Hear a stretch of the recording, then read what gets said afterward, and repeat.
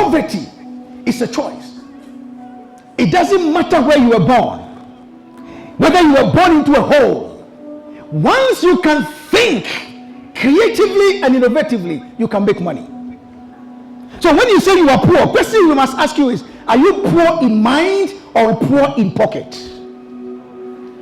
Somebody say both. If you are poor in pocket, it means you're already poor in the mind, because we are living in an era of creativity.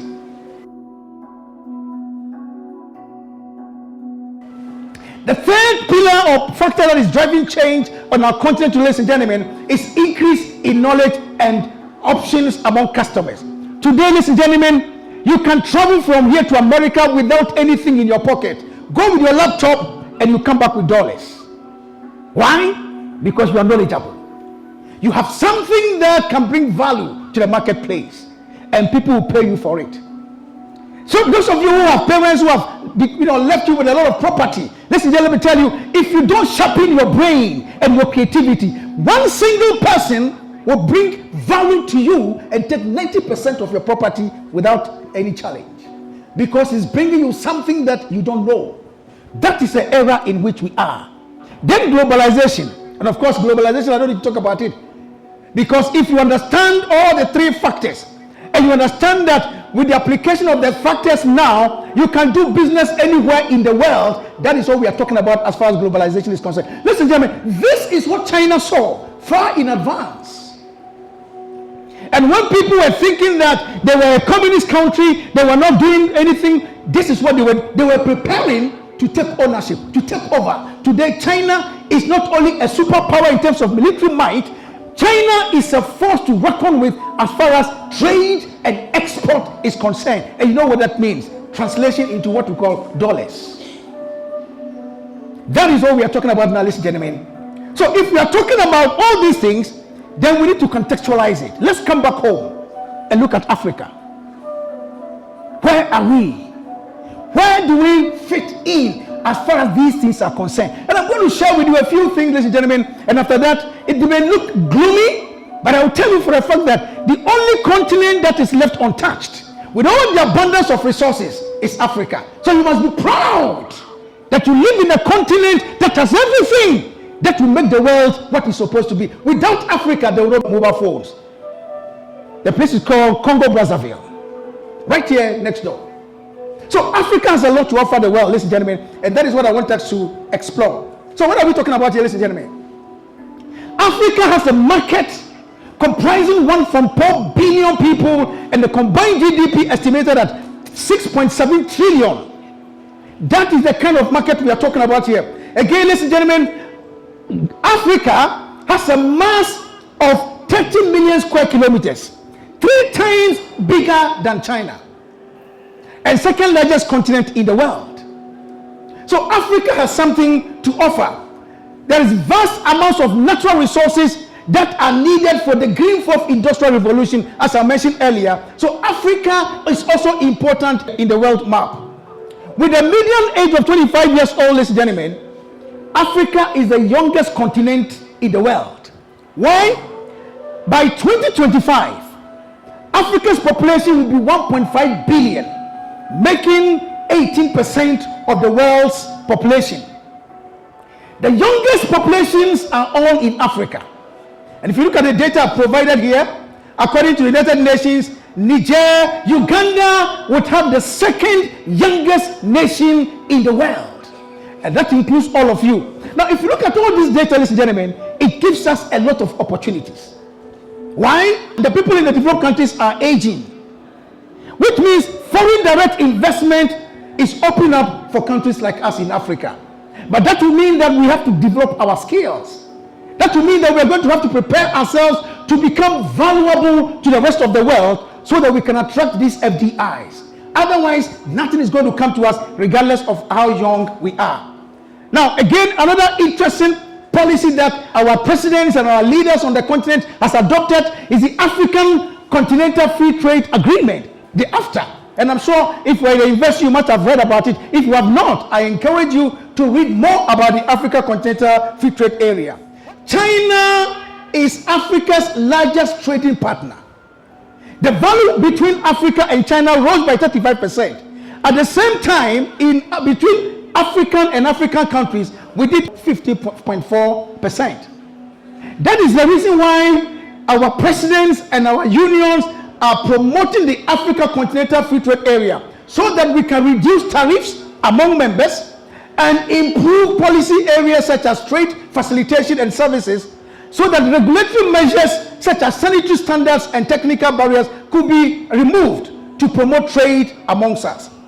Now, for the women and young people in this room, the Africa Continental Free Trade Area is a policy that is going to enhance higher paid services for women. It is said that women wages are going to rise by 11.2%, and that for men are going to also rise by 9.8% for men by 2035. The question is, will you be part of the people that are going to benefit from these things? That is a question that must engage your attention, ladies and gentlemen. So what are the challenges for us as far as Africans we are concerned? We talked about the global factors that are driving change. We've talked about the fact that Africa has so much awesome opportunities. But of course there are challenges. Digital poverty. Now, ladies and gentlemen, now today, as at 2019, according to the World Economic Forum, the OECD countries had internet users of 80.6%. North America had 38.2% as at 2019. Sub-Saharan Africa, which includes you, which includes me, we had only had 16.9%. Of course, I must say the figure has gone up. As far as December 2021 was concerned, almost 6 million people in Africa have internet access, with 43.1% penetration rate. Now, to put this in context, it's important for you to look at where Africa stands as far as populations are concerned. Now, if you look at the top digital countries in the world, Africa does not come anywhere near it. We are missing. We are not there. And that must be something that we must begin to think about. Again, ladies and gentlemen, the energy sector. Look at the energy sector. Countries that are without electricity as of today, according to Afrobarometer, are like this. Zambia, 50% of the population has no electricity. Mozambique, Tanzania, Malawi, Uganda, 39% of the population has no electricity. Now, these are challenges that you and I, ladies and gentlemen, must concern ourselves with. And it's important that we talk about it. Enrollment at the tertiary level. You must be lucky that you are in the university today. Why? Ladies and gentlemen, the current gross tertiary education enrollment ratio in Africa is 9.4%, which is well below the global average of 38%. Now, that means, ladies and gentlemen, for every 100 people that finish secondary school, only one, or maybe two or so across, are able to make it to university. Now, it's an issue that must concern us.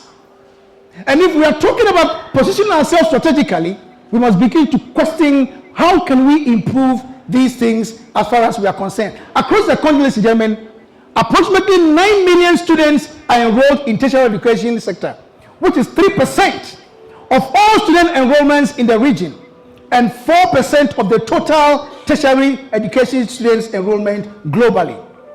Now, let's look at the global economy as well. And I'm doing all this so that we can put the discussion in context. Africa accounts for 2.84% of world's GDP in terms of nominal terms, and the second smallest continental economy in the world, accounting for 4.97% of global wealth. Again, ladies and gentlemen, by 2021, the global unemployment rate had reached 6.18%, according to the World Bank.